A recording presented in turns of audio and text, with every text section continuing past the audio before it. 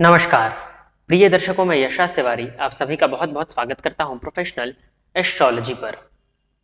आज मैं आप सभी के समक्ष उपस्थित हुआ हूं हमारी जो विजेताओं की जन्म कुंडली के अध्ययन की सीरीज चल रही थी, उस सीरीज के 5th कुंडली को लेकर, यानी कि 5वीं जन्म कुंडली को लेकर। जैसा कि आप सभी जानते हैं कि 9 लोगों का चयन हुआ था, जिसमें से 2 लोगों का बृहत वीडियो बनना था और जो बाकी के बच गए हमारे 7 लोग, उनका इस तरह से शॉर्ट मतलब 8, 10, 12 मिनट का 3 प्रश्न के जवाब की मैंने बात कही थी और मैंने जितने प्रश्न आए थे सभी को उसमें ले लिया हुआ। तो बृहत जन्म कुंडली वीडियो विश्लेषण के लिए मात्र एक जन ने संपर्क किया था, उन 2 में से जिन 2 का चयन हुआ था, तो उनका बृहत बन चुका है।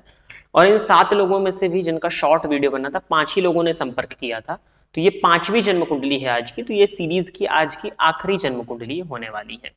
तो मैं इन जो जन्म कुंडली आपको दिख रही है, जिनकी कुंडली का अध्ययन होना है, इनके विषय में, इनके जन्म विवरण से आपको अवगत कराता हूं। आप भी इनकी जन्म कुंडली को अपने सॉफ्टवेयर में निर्मित कर लीजिए ताकि आप भी सीख सकें कि किस तरह से जन्म कुंडली का अध्ययन किया जाता है। फिर हम और आप मिलकर के इनकी जन्म कुंडली का अध्ययन करेंगे और जो इन्होंने अपने प्रश्न पूछे हैं अपने जीवन से संबंधित, उन प्रश्नों को इनकी जन्म कुंडली से, उन प्रश्नों के जवाब को इनकी जन्म कुंडली से तलाशने का हम प्रयत्न करेंगे। इनका नाम है यश सिकरवर और डेट ऑफ बर्थ है 6 Feb 2004, 6 फरवरी 2004 का इनका जन्म है। जन्म का समय है दोपहर के 1:28, 13:28 और जन्म स्थान है आगरा, उत्तर प्रदेश। आपको स्क्रीन पर ये दिख भी जाएगा। मैं आपको इनके जन्मकाल के पंचांग से अवगत कराता हूं, तब तक आप इनकी जन्म कुंडली को प्रिपेयर करिए। ये शुक्रवार के दिन माघ मास में शुक्ल पक्ष की पूर्णिमा तिथि को आश्लेषा नक्षत्र के द्वितीय चरण में जन्मे हैं। राक्षस गण के हैं। कर्क राशि इनकी बनती है, ये जल तत्व की राशि है। चंद्रमा इस राशि के राशिश बनते हैं और जो कुंडली इनकी बनती है वो वृषभ लग्न की बनती है। तो वृषभ लग्न और कर्क राशि, भूमि तत्वीय लग्न और जल तत्वीय राशि। तो जो भूमि है वो जल को अवशोषित करेगी, तो इस कॉम्बिनेशन को अच्छा माना जाएगा। वृषभ लग्न के लोग कैसे होते हैं? बैल का चिन्ह वृषभ का है, जो कि मेहनती प्रदर्शित करता है, मस्त मौला, अपने काम से काम रखने वाले, अपने काम में ही हमेशा लगे रहते हैं। इनको ज्यादा लोगों से फर्क पड़ता नहीं, एकदम बैल की तरह। और कर्क लगन में देखा जाए तो भावुकता होती है, कर्क राशि में भावुकता होती है, भावना होती है, क्योंकि चंद्रमा, सूर्य चंद्रमा आमने सामने है। पूर्णिमा का आपका जन्म है, फलस्वरूप मानसिक अशांति आपको होती होगी, मन में नाना प्रकार के विचार आते होंगे और वृषभ राशि में भी शुक्र की राशि होने के चलते कल्पनाशीलता अच्छी देखने में आती है। लग्नपति शुक्र बनते हैं जाकर के लाभ स्थान में उच्च राशि में बैठे हुए हैं। तो लग्नेश का उच्च राशि में होना अच्छी बात है, हालांकि वो शनि की दृष्टि से दृष्ट है, जो कि परेशानी का कारण बनेंगे, जिस पर हम आगे चल करके चर्चा करेंगे। इन्होंने अपने इंट्रोडक्शन में अगर देखा जाए तो, हालांकि इन्होंने सब कुछ मिक्स करके दिया हुआ है, तो हम इंट्रोडक्शन और क्वेश्चंस के साथ ही साथ इनका समझ जाएंगे कि इन्होंने क्या ये कहना चाहते हैं। बाकी इनकी कुंडली में चतुर्थ में गुरु बैठे हैं वक्री होकर के, जो कि अच्छा नहीं माना जाएगा, क्योंकि वृषभ लग्न की जन्म कुंडली में गुरु अष्टमपति होकर चतुर्थ में बैठे हैं, वक्री हैं, इसको श्रेष्ठ तो नहीं माना जाएगा। शनि राहु की दृष्टि से दृष्ट भी हैं, तो वो वक्री होने का अगर प्रभाव भी मिलता कि केंद्र में वक्री ग्रह, तो भी इसके प्रभाव में कमी आएगी। और भाग्य भाव में सूर्य बुध की युति, इसको बहुत बढ़िया माना जाएगा। भाग्य का साथ, पिता का सुख, सहयोग ये प्राप्त करा देती है। इनका प्रश्न है, हम IPMAT एग्जाम देंगे, क्या हम उसमें सफल होकर IIM इंदौर में जा पाएंगे 2024 में? मैनेजमेंट की बात ये कर रहे हैं। बुध इनकी कुंडली में देखा जाए तो भाग्य भाव में, शनि के घर में मृत अवस्था में बैठे हैं, 4 अंश में, षडबल में भी बहुत कमजोर हैं और जन्म कुंडली के हिसाब से मुझे मुश्किल दिखाई पड़ता है 2024 में आपका IIM इंदौर में जा पाना। सिलेबस हमारी स्ट्रेंथ है इस एग्जाम में, जैसे मैथ्स और इंग्लिश, तो हमको पूरा भरोसा है कि हम सफल होंगे। लेकिन आप एक बार बता दीजिए, देखिए आपको भरोसा है और ये कुंडली वृषभ लग्न की है। वृषभ लग्न सबसे ज्यादा पुरुषार्थी लग्न है, ये भाग्य से ज्यादा मेहनत पर विश्वास करना जानते हैं, क्योंकि बैल का स्वभाव ही है मेहनत करना और ये अपनी मेहनत से अपने भाग्य को लिखते हैं। जन्म कुंडली में बुध की स्थिति कमजोर है, जिसके चलते मैं कुंडली के आधार पर तो आपको प्रेडिक्शन नहीं दूंगा, परंतु जो बातें आपने लिखी हैं कि मैथ्स और इंग्लिश आपकी स्ट्रेंथ है, हालांकि मैथमेटिक्स के कारक भी बुध ही होते हैं। बुध के नक्षत्र को देखा जाए तो उत्तराषाढ़ा सूर्य के नक्षत्र में बैठे हैं, शनि के घर में बैठे हैं। शनि आपका नवमांश में स्वग्रही है, जिसके कारण बुध को बल कुछ हद तक मिल रहा है, परंतु षडबल में भी वो कमजोर है। फिर भी कुंडली के जो योग हैं वो तो मुझे IIM की प्रेडिक्शंस देने के लिए नहीं कह रहे हैं, लेकिन फिर भी जो आपका लग्न है वृषभ लग्न और शुक्र का उच्च राशि में बैठना, आप मेहनत से हर एक चीज को हासिल कर सकते हैं। पराक्रम भाव में पराक्रमपति सूर्य की दृष्टि से दृष्ट हुए हैं, मंगल की दृष्टि उस पर है।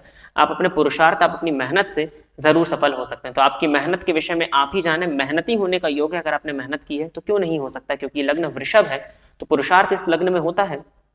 तो कहीं कोई दिक्कत नहीं है। परंतु हाँ, अगर IIM की हम बात करते हैं, IIM इंदौर की जो आप बात कर रहे हैं, वहां पर जाने के लिए बुध का बलाबल होना चाहिए, और वो आपकी कुंडली में मैं काफी हद तक कमजोर देख पा रहा हूं। Recently I got married, how will be my married life. 2004 का आपका जन्म है, और अप्रैल, तो अभी 19 साल की उम्र में कैसे आपकी शादी हो गई? ये तो लीगली भी कोई एज नहीं है ना शादी होने की, कैसे आपकी शादी हो गई? 21 से पहले शादी कहाँ होती है? रिसेंटली आई गॉट मैरिड, ये थोड़ा सा समझ से परे है प्रश्न आपका। फिर भी अब आप कह रहे हैं तो शुक्र की दशा है, हो सकता हो गया हो, लेकिन कैसे उम्र से पहले कैसे विवाह आपने कर लिया? वो घर वाले आपके मान कैसे गए? चतुर्थ में गुरु बैठे हैं शनि राहु की दृष्टि से दृष्ट होकर के। चलिए, आपकी परिस्थिति आप ही जाने। सप्तम पति 12वें भाव में बैठे, मंगल राहु की युति है, और सप्तम नवमांश कुंडली में सप्तम भाव में विष योग लगा हुआ है। शुक्र जो कि दाम्पत्य के कारक है, पत्नी के भी कारक है, उच्च राशि में, परंतु शनि की दृष्टि से दृष्ट। दाम्पत्य में तो दिक्कत है, हो सकता है प्रेम विवाह आपने कर लिया हो। उच्च के शुक्र की दृष्टि पंचम भाव पर, और पंचम पति नवम भाव में बैठे हैं, और मंगल सप्तम पति होकर 12वें भाव में बैठ के आपको मांगलिक बनाते हुए आपकी कुंडली के सप्तम भाव को देख रहे हैं। निर्भर करेगा कुंडली मिलान पर। अगर कुंडली मिलान अच्छा हुआ है तब तो ठीक है, लेकिन अगर कुंडली मिलान नहीं हुआ है तो दाम्पत्य तो फिर इस कुंडली में नहीं ठीक दिखाई देता। दूसरा प्रश्न इनका है, हमारी लाइफ में हमारे भाई से हमारी बिल्कुल नहीं बनती, लेकिन हम उसको अपना 100% देना चाहते हैं बड़े भाई के रूप में, लेकिन हमें कोई समझता नहीं है। देखिए, ज्योतिषी तर्क तो सिद्ध कर देता हूं, आपकी कुंडली के लाभ स्थान 11वें घर से बड़े भाई का विचार किया जाता है।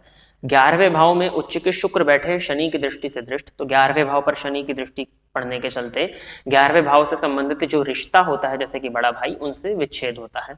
11वें भाव का स्वामी आपकी कुंडली में गुरु है, और बड़े भाई का कारक भी गुरु ही कहा जाता है, जो कि चतुर्थ भाव में जाकर के वक्री हुआ पड़ा है, अति शत्रु होकर के, नहीं, सूर्य की राशि में सम होकर के बैठे हुए हैं, शनि राहु की दृष्टि से दृष्ट। तो भाव, भावपति और भावकारक तीनों ही पीड़ित होने के चलते बड़े भाई से सुख सहयोग आपकी कुंडली में नहीं दिखाई पड़ता।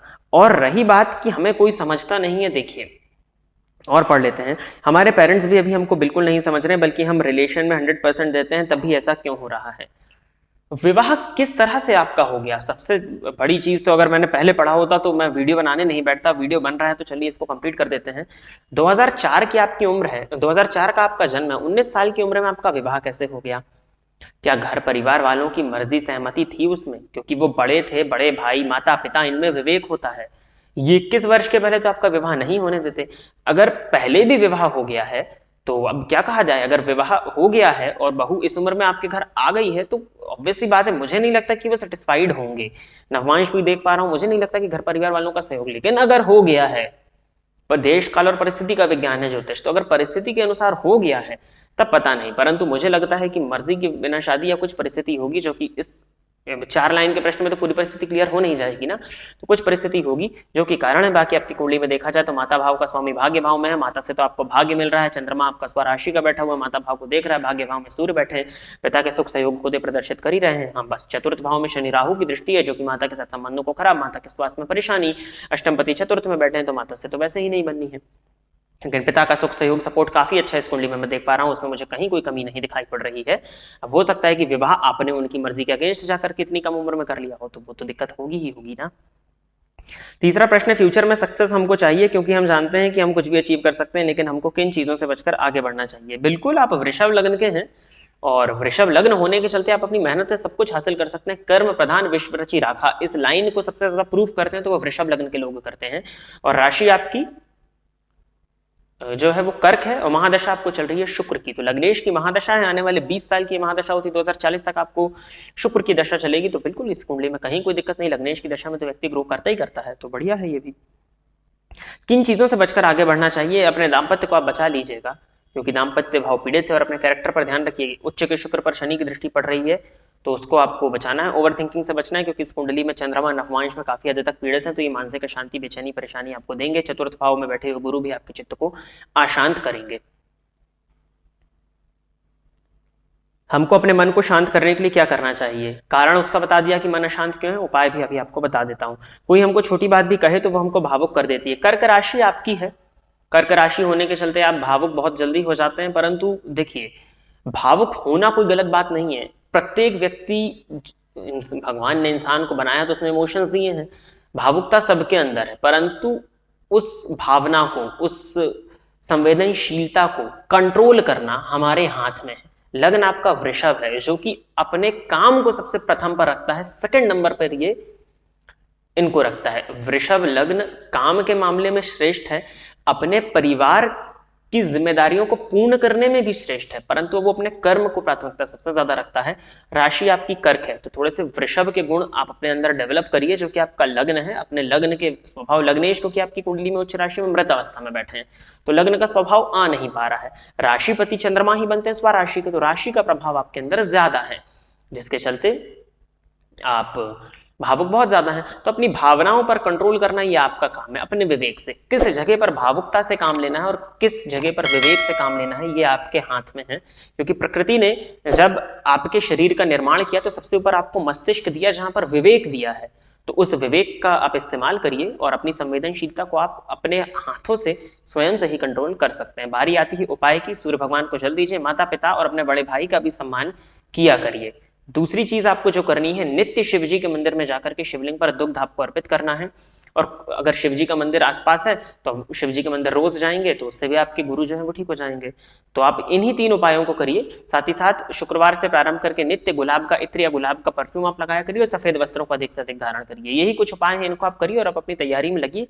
मुझे लगता है कि वृषभ लग्न होने के चलते जो मेहनत आप कर रहे हैं और शुक्र की दशा है, तो उसका प्रभाव भी आपको मिल सकता है। तो प्रिय दर्शकों, ये थी इनकी जन्म कुंडली और यही कुछ अध्ययन जो मेरे द्वारा इस जन्म कुंडली से संबंधित बनता था। अगर आप भी इस जन्म कुंडली के विषय में कुछ पॉजिटिव या मोटिवेटिंग लिखना चाहते हैं तो आप इस वीडियो के कमेंट सेक्शन में लिख सकते हैं, या कोई उपाय जो कि आपको लगता है इनसे कराया जाए तो हम इनकी लाइफ को और स्मूथ बना सकते हैं, तो उन उपायों को भी आप इस वीडियो के कॉमेंट सेक्शन में दे सकते हैं।